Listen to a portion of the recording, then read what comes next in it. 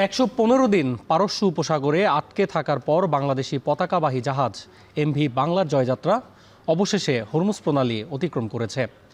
বাংলাদেশ সময় মঙ্গলবার ভোর ৩টায় বাংলাদেশ শিপিং কর্পোরেশনের এই জাহাজ হরমুজ প্রণালী অতিক্রম করে বলে জানায় প্রতিষ্ঠানটির এমডি কমোডর মাহমুদুল মালেক।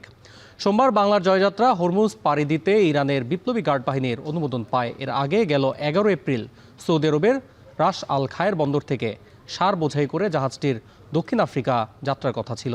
৩ দফা চেষ্টার পর যুদ্ধবিরতিকালে জটিল পরিস্থিতির কারণে হরমুজ প্রণালী পার হওয়ার অনুমতি পায়নি বাংলার জয়যাত্রা।